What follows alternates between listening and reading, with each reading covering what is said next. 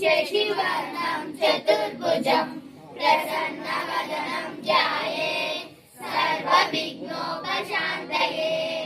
वक्रतुण्ड महाकाय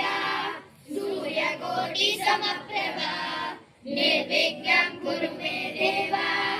सर्वकार्येषु सर्वदा सरस्वती नमस्तुभ्यं वरदे कामरूपिणी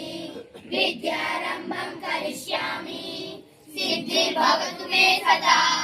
गुरुर्ब्रह्मा गुरुर्विष्णु गुरुर्देवो महेश्वरा गुरुः साक्षात् परब्रह्म तस्मै श्री गुरुवे नमः ज्ञानानन्दमयं देवं निर्मलस्फटिकाकृतिम् आधारं सर्वविद्यानां हयग्रीव उपास्महे व्यासाय विष्णुरूपाय व्यासरूपाय विष्णवे नमो वै ब्रह्मनिधये वसिष्ठाय नमो नमः नारायण नमस्कृत्य नरं चैव नरोत्तमं देवीं सरस्वतीं व्यासं ततो जयमुदीरये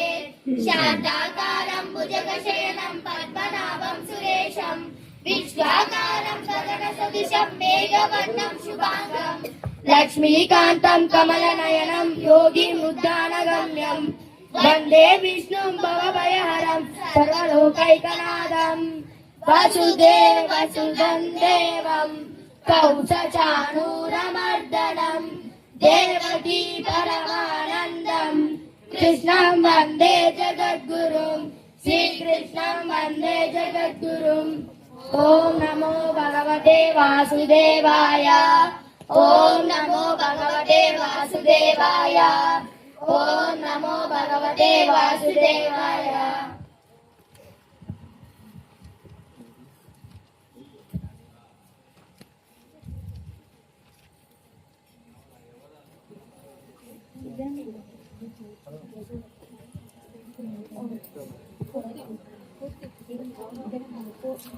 श्री परमात्मने नमः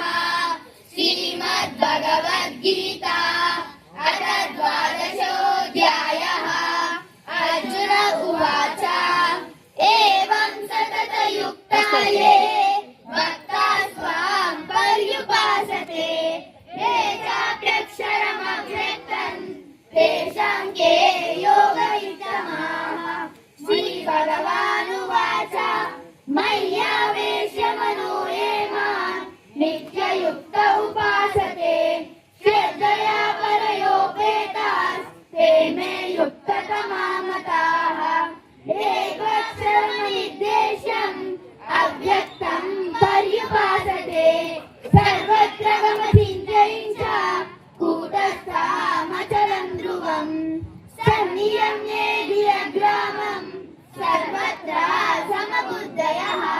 ते प्राप्नुवन्ति मामेव सर्वभूतहिते रताः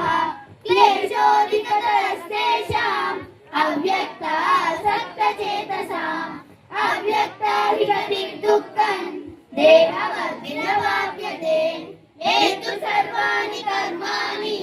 मयि सन्न्यस्य मत्पराः अनन्येनैव योगेन